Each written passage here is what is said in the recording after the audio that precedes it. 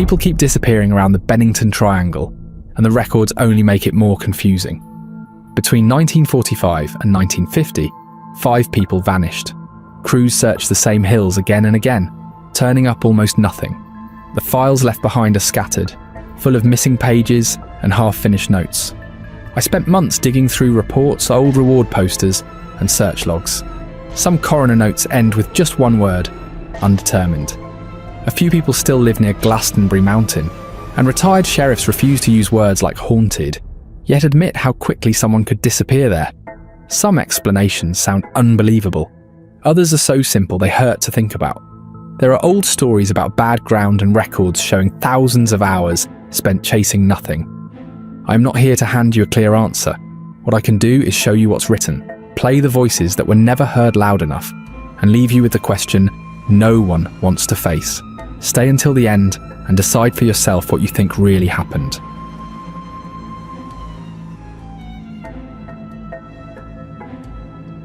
People say everything starts quietly in Bennington County. The land looks calm enough at first, but as the road winds toward Glastonbury Mountain, the air changes. The forest begins to close in, and the sky gets darker, even when the sun is still out. This is the part of Vermont that later came to be known as the Bennington Triangle. From a distance, it looks peaceful, but the deeper you go, the more it feels like the ground is waiting to swallow you whole. The mountain sits east of Shaftesbury and rises to about 3,700 feet. Around it stand a dozen other peaks that shape the most rugged stretch of land in the county. The woods are thick, and sound does not carry far. You could be 50 feet from another person and never hear them move. The paths that cut through the trees are narrow and often unclear. Even today, hikers get turned around because the trails fade or split without warning. The weather doesn't help either. Winds shift without pattern, and warm air can turn icy in minutes. A clear sky can become fog before anyone realizes it. Long before settlers came here, the Abenaki and Algonquin people already avoided the mountain. Their stories warned that it was cursed, and that the living should stay away. They said it was a place for the dead, not the living, because strange forces ruled the peak. According to old tales, the four winds met there and fought forever, twisting the weather and confusing travellers. Some people say the tribes believe something even worse lived inside the mountain, something older than humans. One story talks about a man-eating stone, a flat rock that looks safe to rest on until it suddenly swallowed whoever touched it. That legend still gets told when locals talk about why people disappear up there. When Europeans began settling the area, they started hearing the same kinds of warnings. Early travellers spoke of strange lights deep in the woods, and sounds that no one could explain. One story from the 1800s described a stagecoach that stopped on a muddy road before being knocked over by a huge creature with glowing eyes. The people inside said it roared once and ran back into the forest. Locals began calling it the Bennington Monster.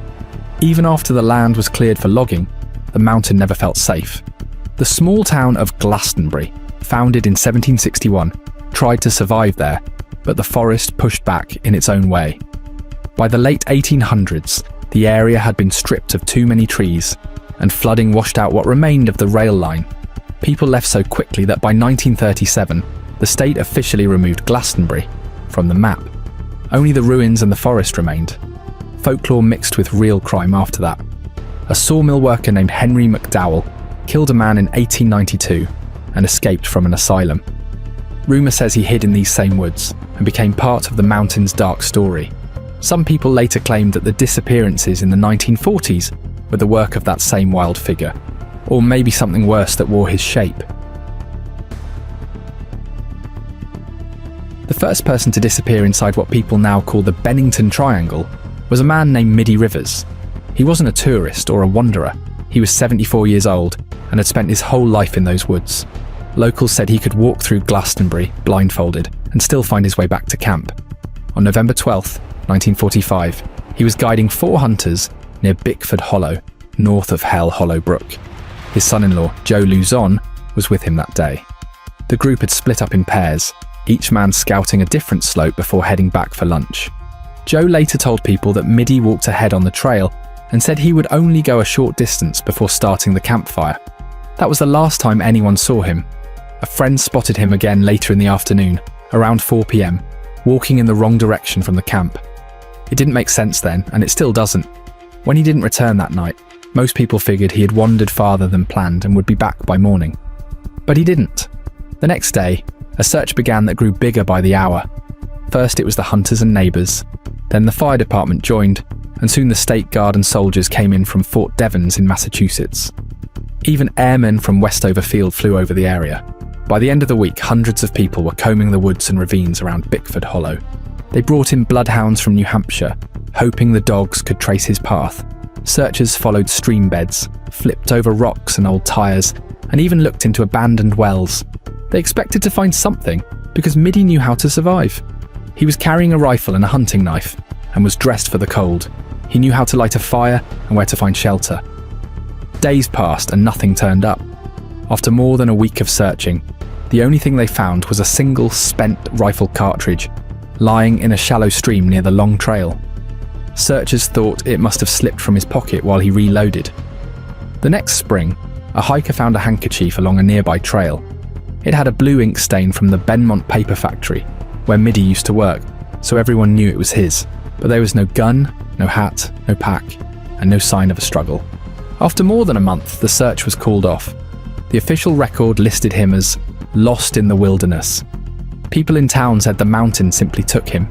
Middy Rivers, the man who knew every inch of Glastonbury, had walked ahead on a clear afternoon and never walked back. Paula Weldon walks into the Long Trail, 1946.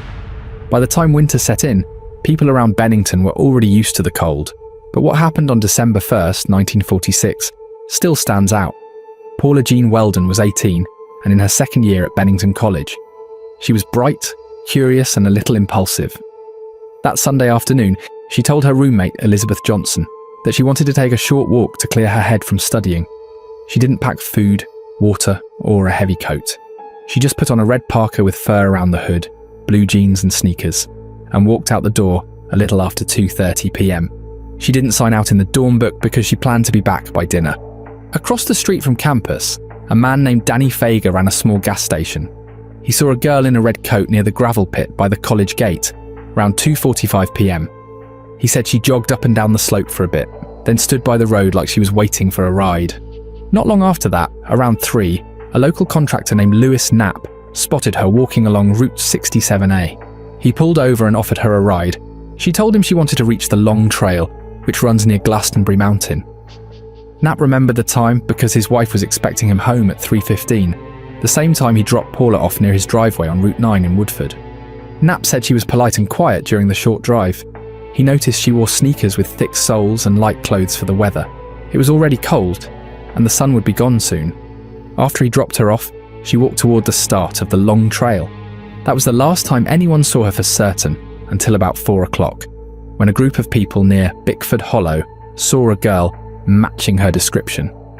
Among them was Ernest Whitman, a watchman for the Bennington Banner newspaper. He later confirmed it was her after seeing her picture in the papers. Whitman said she asked if the trail led up Glastonbury Mountain and how far it went. He warned her that it was late and that she should turn back, but she smiled and kept walking. She crossed a small bridge and disappeared into the woods. The sun went down about an hour later. Then snow began to fall. By night, about 3 inches covered the ground, and temperatures dropped below freezing. When Paula didn't come back, her roommates thought she might have stayed out too long. By morning, they realised something was wrong. Without a state police force yet in place, the early search was slow and scattered. Local sheriffs assumed she had just got lost. Soon the search grew. The National Guard, the FBI, and dozens of volunteers went into the woods, some on foot, others in planes circling above. They searched both sides of the trail, no more than 20 feet off the path, but found nothing. There were no footprints, no scraps of clothing, and no sign that she had ever come back down. People said the snow might have hidden her tracks, or maybe something else happened that no one saw. However it began, Paula Weldon's quiet walk into the woods turned into a mystery that reached newspapers across the country, and no one has ever found a trace of her since. 3 years to the day after Paula Weldon vanished, another strange case began. This time it was a man named James Tedford, a 68-year-old World War I veteran who lived at the Bennington Soldiers' Home. On December 1st, 1949, he boarded a bus in St Albans to head back south to Bennington after visiting family. His brother-in-law, Earl Benjamin, said Tedford seemed unhappy about going back. He had never really adjusted to life at the soldiers' home. He told people there he didn't like being far from his family. That afternoon he took a Clay Lines bus from St Albans to Burlington. It was a short ride, about 40 minutes. In Burlington, he ran into an old friend named Walter Lemner while waiting for his next bus. They talked for a while, and Lemner said Tedford seemed calm and normal. Around 6:15 that evening, Tedford boarded a Vermont transit bus headed to Bennington. It was about a 3-hour trip, with several small-town stops along the way. About halfway through, near the village of Brandon, something happened that no one has ever been able to explain. The driver later told police he couldn't remember seeing Tedford get on the bus in Burlington, but he did recall a man who looked like him getting off near the Brandon Inn around 8 o'clock. A cab driver in Brandon also told police he saw a man matching Tedford's description wandering downtown later that night, around 11. He said the man was acting queerly, which back then just meant behaving oddly. The cab driver was shown a description later and thought it might have been Tedford, but no one could be sure. Some people think Tedford might have stepped off to use the bathroom and missed the bus when it left. He was older, not in great health, and the bus didn't have a restroom. If he had memory problems, it would have been easy to get lost in the cold. Others say the timing and distance make that unlikely. Either way, that's where the trail goes cold. He was expected back at the soldiers' home on Sunday, but since he returned early, no one noticed he was missing for days. His absence wasn't reported until the following week, and by then any witnesses were long gone. Police sent notices to departments across 13 states, but found nothing. James Tedford simply never made it to Bennington. Whether he walked away on purpose or something else happened somewhere along that route, no one ever found a trace of him again. By the fall of 1950, people in Bennington were already nervous about the strange vanishings in the area. Then another one happened, this time involving a child. 8-year-old Paul Jepson, known as Buddy to his family, disappeared on the afternoon of October 12th. He was the oldest child of the Jepson family, who managed the town dump on East Road. Because he had some learning and movement problems, his mother often kept him close while she worked. That day she brought him along in their pickup truck as she went to feed their 65 pigs that roamed the dump. It was a little after 3 when she left him in the truck. She thought it was safer that way since the ground around the dump was full of sharp glass and old metal. She said she was gone about 45 minutes. When she came back, the truck door was open and Paul was gone. At first, she thought he might have gone looking for her, so she searched on her own. After almost 2 hours, she went to a nearby house to ask for help. A woman named Miss Savage helped her drive up and down East Road, calling his name. When that failed, they called the police from Miss Savage's house. By evening, officers, game wardens, and volunteers had gathered at the dump. The search went on through cold rain, with fire trucks and police cars lighting up the piles of trash. The smell was terrible, and the squealing pigs made it worse. People turned over mattresses and old tyres, hoping to find any sign of the boy. Around 10 that night, an officer from a nearby county arrived with a tracking dog. They gave the dog something of Paul's to work with, but instead of moving toward the dump, it turned and headed toward East Road. The trail led about 5 minutes down the road and stopped at an intersection near Chapel Road. The dog circled, confused, then sat down. Some officers said the rain had washed the scent away. Paul's father had another idea. He thought maybe his son had wandered into the road and been hit by a car, and the frightened driver took him. Through the night, hundreds of people searched. The Vermont National Guard sent planes to sweep the area. Boy Scouts joined in the ground search the next day. They looked through the woods, along the brooks, and through every hollow near the dump. Nothing turned up. There was no body, no clothing, and no red jacket. The dogs never picked up the scent again. The strangest part was the timing. A school near that same intersection had let out around the time Paul went missing, and children were walking home then. Not one of them remembered seeing him. It was as if the boy had walked a few yards away and vanished into thin air. The search continued for days, but there was never another trace of him. Only the question that hung over the whole valley of how a child in a bright red jacket could disappear without a sound or a witness. Only a few weeks after the search for little Paul Jepson had faded, another disappearance hit the same area. This time it was 53-year-old Frida Langer. She and her husband Max were camping near Somerset Reservoir with her cousin Herbert Elsner. They were familiar with the land and often came to hike and fish around the woods at the base of Glastonbury Mountain. On the morning of October 28, 1950, Frida and her cousin went for a short hike while Max stayed behind to rest. About half a mile from camp, Frida slipped on some rocks and fell into a shallow stream. Her clothes were soaked, and she told Herbert she'd take a shortcut back to change into something dry. It should have taken her only 15 minutes to get back to the tent, but she never arrived. After waiting, Herbert returned to camp himself, thinking she might already be there. When he saw that she wasn't, he and Max began to search. Within hours, other campers joined in, and by nightfall local police were alerted. Over the next several days, hundreds of people joined the effort. By the end of the week, more than 400 searchers, state troopers, volunteers, and even soldiers had combed through the woods and shorelines around the reservoir. Airplanes and helicopters swept the forest canopy. They covered every trail and checked the riverbanks, including the open fields east of the Deerfield River. The spot where she was last seen was mapped, measured, and searched again and again, yet no trace of her clothes, gear, or footprints turned up. It wasn't until the snow had come and gone and spring returned that the case took an unexpected turn. On May the 12th, 1951, over 6 months after she vanished, 2 fishermen found a body near the eastern branch of the Deerfield River, just 3 miles from her original campsite. It was Frida. The discovery shocked locals because that stretch of ground wasn't remote or new. It was a place that search parties had already covered in the first days of the hunt. A newspaper from North Adams described the scene in detail. Her body had been found beside a deep, water-filled pit at the bottom of a steep bank, where grass and underbrush hung over the edge. Authorities guessed she might have fallen into the hole and stayed submerged through the winter until the spring rains lifted her body out and onto the bank. Some people accepted that idea. Others found it hard to believe, since the area wasn't heavily wooded and had been scoured repeatedly in October. When the coroner examined her remains, the body was too decomposed to determine what had happened. The official cause of death was listed as undetermined.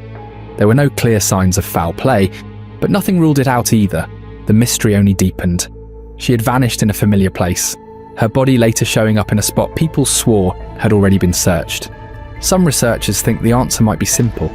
They say she could have suffered a seizure, lost her balance and fallen into the pit, where her body remained hidden until spring. Others aren't so sure. The strange timing and the sudden reappearance in a searched field turned Frida Langer's case into the one story that made even skeptics pause. It was the only disappearance in the Bennington Triangle where a body came back, and it raised more questions than it answered. Over the years, a pile of police reports, search maps and missing person notices began to show a strange pattern.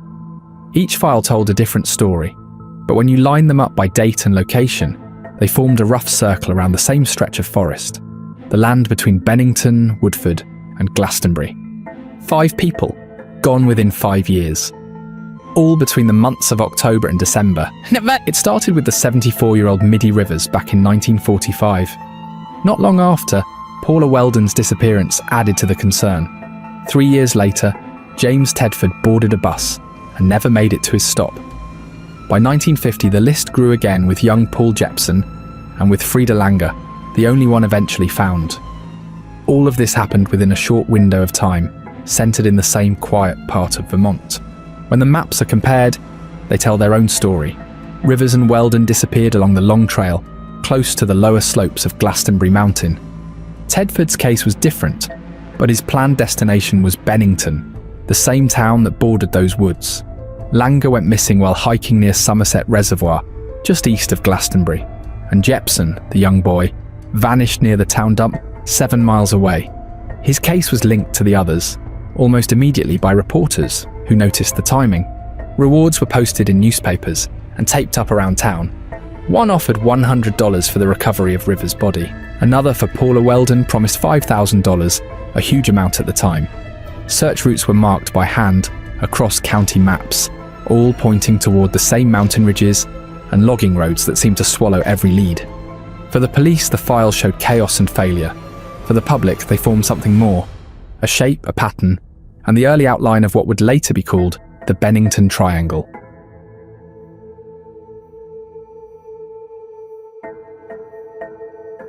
After the last of the missing person cases, people began to wonder how this area gained such a strange reputation in the first place. That trail reaches far back, long before newspapers or official reports, to the stories passed down by the Abenaki and Algonquian groups mentioned earlier. Let's take a closer look. These tribes believed Glastonbury Mountain was not just dangerous but cursed. They didn't hunt there, they didn't build there, and they certainly didn't climb it. The only time they entered the area was to bury their dead. According to their stories, the mountain itself rejected the living. These warnings weren't vague superstitions. They were detailed accounts passed down for generations about hunters who vanished, even though they knew the woods like the back of their hand. One story that keeps resurfacing is about what people call the man-eating stone. It was said to be a large flat rock hidden high up on the mountain. If someone stepped on it or even leaned against it, the ground would open beneath them and swallow them whole, leaving no trace. Folklorist Joseph Citro, who helped popularise the idea of the Bennington Triangle, described the rock as acting like quicksand or maybe a trapdoor. Some researchers think this legend might be what later inspired the idea that strange energy portals exist in the area. Another part of the legend says Glastonbury Mountain is where the four winds meet and fight each other forever. The Abenaki said that was why the weather there could turn on you in minutes, changing from calm to chaotic without warning. Modern hikers still report the same thing. Strong winds rush in from different directions, making the air swirl and twist. Some researchers point out that even the trees grow at odd angles, like the mountain itself can't decide which way is up. When early settlers came, they didn't ignore these stories. They wrote about them, describing strange lights and noises coming from the mountain at night. Some even mentioned odd smells, drifting through the woods and shadows that didn't match their source. Over time, when colonists started vanishing or hearing of lost travellers, they tied those disappearances back to what the Native Americans had said all along. That Glastonbury Mountain was a place people weren't meant to enter, but if the stories on the surface already felt strange, what people said next pushed things in a whole new direction. Beneath the triangle, some locals began turning their focus underground. The idea started quietly, with rumours that something man-made might be buried beneath Glastonbury Mountain. Over time, those whispers grew into a theory that the government once used the area for Cold War experiments. According to the stories, sometime around the late 1940s, when people first started vanishing, a hidden facility was operating deep in the woods, disguised by the forest and the silence of the surrounding wilderness. People who believe this theory say the disappearances were not random at all.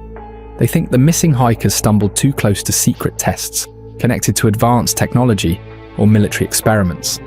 In this version, Glastonbury Mountain was never just wilderness, it was an off-limits testing zone. Some even tie it to wider Cold War conspiracies about shadow government projects that used the country's most remote places to hide research that never officially existed.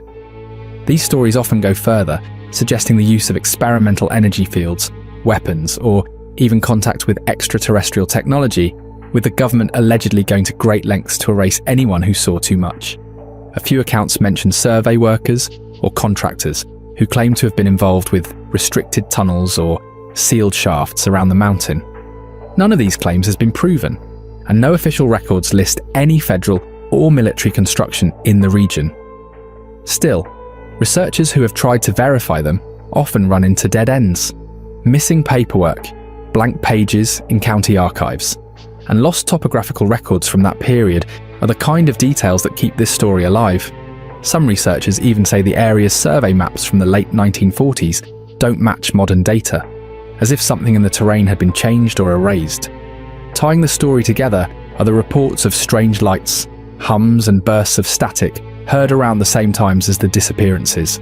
People who support the theory claim these were byproducts of underground experiments or electromagnetic activity. Those who don't believe it point to official geological data.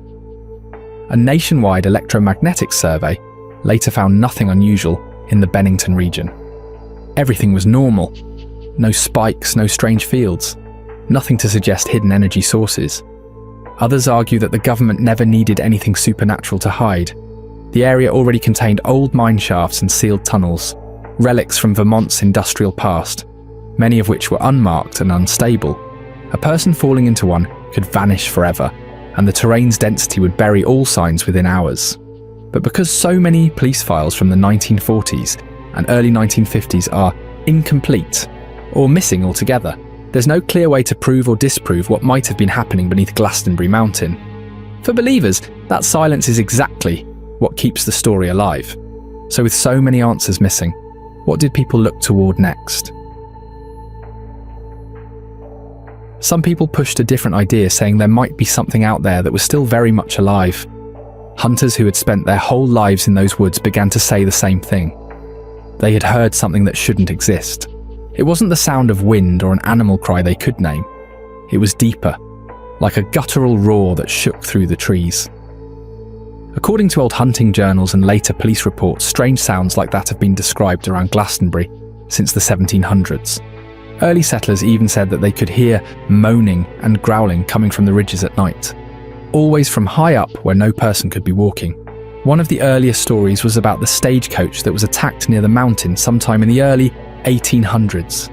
Passengers said a massive creature came charging out of the forest and flipped the coach on its side.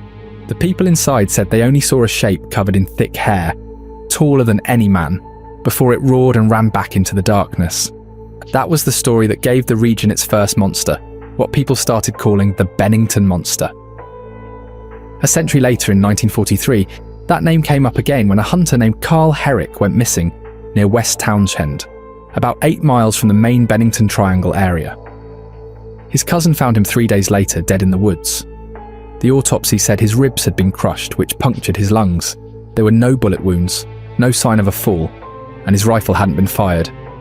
Some newspapers suggested a bear attack, but hunters who knew the area said the wounds were too clean. Over time, the sightings didn't stop. In the early 2000s, a man named Ray Dunfrane from Winooski told a local paper that he saw something tall and black cross Route 7 near Glastonbury Mountain one snowy night.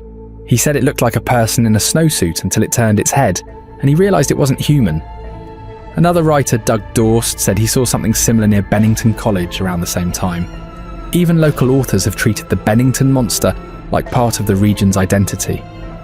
Folklorist Joseph Citro wrote about it in the Vermont Monster Guide. In the 1990s, people blamed UFOs and government projects, but by the 2000s, the focus swung back to Bigfoot. It's always something beyond human reach, something that fits the wilderness too perfectly to be caught. After the stories about strange creatures and lost hikers, some people started pointing to the land itself as the real culprit. According to fringe researchers, Glastonbury Mountain might sit on something far stranger than unstable ground. They believe the area is built over a magnetic or dimensional fault, a kind of natural doorway where time, space, and even reality behave differently. These theorists say that what happens in the Bennington Triangle isn't random at all. They think the mountain acts like a magnet or vortex, twisting the air, confusing instruments, and occasionally pulling people somewhere else entirely. Supporters of this theory often bring up reports of failing compasses, fog that seems to appear out of nowhere, and clocks that stop working. Hikers have told stories of GPS devices showing them miles from where they actually were, as if the mountain itself were shifting. One of the best-known accounts came from a music teacher named Robert Singley, who got lost on Bald Mountain in 2008 while hiking a familiar trail. He said the forest suddenly filled with thick fog, and the path went dark even though it was still daytime. He wandered all night, completely disoriented, until he somehow ended up on the opposite side of the ridge at dawn, with no idea how he got there. Other reports sound just as strange. Writer Chad Abramovich once described a group that found an open clearing in the hills on a hot summer afternoon. Out of nowhere, a thunderstorm hit just that spot. The rain poured so hard, they had to run back down the hill, but when they reached lower ground, everything there was bone dry. Locals at a nearby gas station told them no storm had passed through at all. It's stories like this that keep the idea of a magnetic rift alive, a place where the normal rules of weather and space don't seem to apply. Some go even further, linking the disappearances to UFO sightings that have been reported in the same region. They think the strange magnetic energy could be tied to the propulsion systems of unidentified flying objects, maybe even opening rifts or windows between dimensions. The idea is that these distortions could cause time to behave differently, or worse, cause people to slip out of this world altogether. So where else do these kinds of disappearances and odd phenomena pop up? There are a couple of places that come up again and again. When I started reading more about the Bennington Triangle, I kept seeing two other names that come up a lot in comparison: the Bridgewater Triangle in Massachusetts and the Alaska Triangle. Both have their own strange mix of missing people, folklore and tough terrain, and both raise the same question of where natural danger ends and the unexplained begins. The Bridgewater Triangle covers about 200 square miles of swamps, ponds and forests in southeastern Massachusetts. The area has been known for disappearances, strange lights, and even reports of odd creatures since at least the 1970s. Cryptozoologist Loren Coleman was one of the first researchers to call attention to it. He wrote about how people there kept reporting the same kinds of events: UFO sightings, glowing orbs moving through the fog, and travellers who claimed they lost hours or entire days while crossing the swamp. Police officers who've worked search and rescue operations in the region say the terrain itself is a major problem. Deep mud and thick brush swallow footprints within minutes. Even modern equipment like drones and thermal cameras struggle there because of the dense vegetation and water reflections. The Alaska Triangle is far bigger, stretching between Anchorage, Juneau, and Barrow. In the past half-century, more than 16,000 people have vanished there, including small planes, hikers, and local residents. That number sounds unbelievable, but Alaska's wilderness is so massive that entire aircraft can go missing and never be found. The Federal Aviation Administration and the Alaska State Troopers say most cases are due to the region's unpredictable weather and dangerous geography. Pilots face sudden whiteouts, magnetic interference near mountains, and few safe places to land. Search teams have even reported compasses spinning erratically, which adds to the sense that something strange is going on. But for locals, it's not just weather. They talk about the land having a strange pull, with some calling it an energy field or a doorway to another world. Alaska's disappearances share some of the same traits found in Bennington and Bridgewater. No footprints, no evidence, just people gone. Maybe these patterns show that we're drawn to mystery wherever we find danger.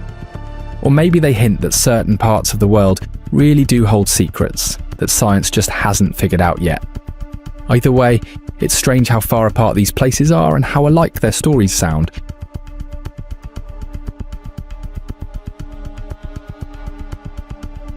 When you listen to people who actually study wilderness disappearances, the mysteries around Bennington start to sound a lot more practical. Search and rescue teams, for example, see similar situations all the time. They know how fast bad weather and rough ground can turn a normal hike into a crisis. After Paula Weldon went missing, the Vermont State Police changed how searches were handled, and their later reports show how hard that terrain really is. The mountains around Glastonbury are steep, wet and filled with hidden gullies, and even trained crews with helicopters and dogs have trouble covering the same spot twice. Meteorologists from the National Weather Service say that parts of southern Vermont are known for fast-moving fog banks and sudden cold fronts. These weather shifts happen when warm air from the valley meets cold mountain air, creating fog that can surround someone in minutes. A hiker could lose all sense of direction in less than a minute. According to the National Oceanic and Atmospheric Administration, NOAA, regional climate data, temperature drops of 10 to 15 degrees in an hour are common there, especially in fall. Those small changes are enough to cause hypothermia in thin clothing, which makes people confused and tired long before they realise they're in danger. Geologists at the US Geological Survey have said the area's soil and rock formations make it easy for the ground to collapse or hide old pits from logging and mining days. A person could fall into one and be completely hidden under loose dirt or brush. Forensic scientists who work on missing person cases point out that even a shallow drop into a ravine can make a person invisible from the air. Rain, wind and snow quickly erase footprints or scent trails. That's why trained bloodhounds often lose a scent near roads or creeks. The dog that tracked Paul Jepson's scent until it stopped at a crossroads fits that pattern perfectly. Compass and GPS problems also sound strange until you look at the science. Physicists who study magnetic fields say small iron deposits in the ground can make a compass needle spin, especially in places with leftover metal from old railroads or mining gear. A 2010 US Geological Survey reading found no major electromagnetic anomaly in Bennington, but small local disturbances are common in mountain regions. As for GPS errors, satellites can lose accuracy when thick tree cover or deep valleys block signals. That can make a device show someone miles from their real spot, which sounds supernatural, but isn't unusual in rough terrain. Psychologists who study wilderness survival, like Dr. Paul Auerbach from Stanford, have written about how panic and fatigue affect decision-making. When someone is cold or scared, their memory and sense of direction break down fast. They might start walking in circles or head downhill, thinking it's the right way. Once that happens, even a small wrong turn can take them completely off the trail. Rescue experts say most missing hikers are found within 2 miles of where they were last seen, but the dense forest makes those 2 miles almost impossible to search properly. When you put all of that together, the strange parts of the Bennington mystery, disappearing tracks, broken compasses, sudden fog and lost time, start to make more sense. The explanations don't erase the sadness or the unanswered questions, but they do show how nature and human limits can create mysteries that look much bigger than they really are. So with all that in mind, it makes sense to start by looking at the human side of these stories. When psychologists and investigators look at the Bennington disappearances, they usually start with the most human explanations. They talk about panic, confusion, poor communication, and accidents that happen fast and spiral out of control. It's not as dramatic as portals or monsters, but it fits what we know about how people behave in extreme situations. Sheriff Clyde Peck, who led some of the searches in the 1940s, said that most of the early rescue efforts were messy and disorganised. When Paula Weldon disappeared, local sheriffs didn't have proper training or equipment. Some volunteers went in different directions without a plan. That failure to coordinate searches is part of why the Vermont State Police was created in 1947. The state wanted trained officers who could handle missing person cases more efficiently, with proper records and follow-up.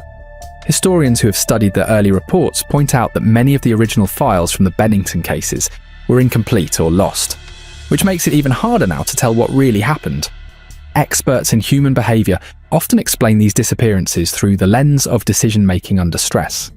Dr. Paul Auerbach, who wrote Wilderness Medicine, described how hypothermia doesn't just affect the body, it clouds the mind. People in the early stages start to feel warm, even though they're freezing, and might take off their clothes or wander away from safety. People under pressure often recall details wrong without realising it. That means a witness who thinks someone walked north could actually be off by a mile or two, which can completely mislead searchers. There's also the problem of time. In most of the Bennington cases, hours passed before anyone reported the person missing.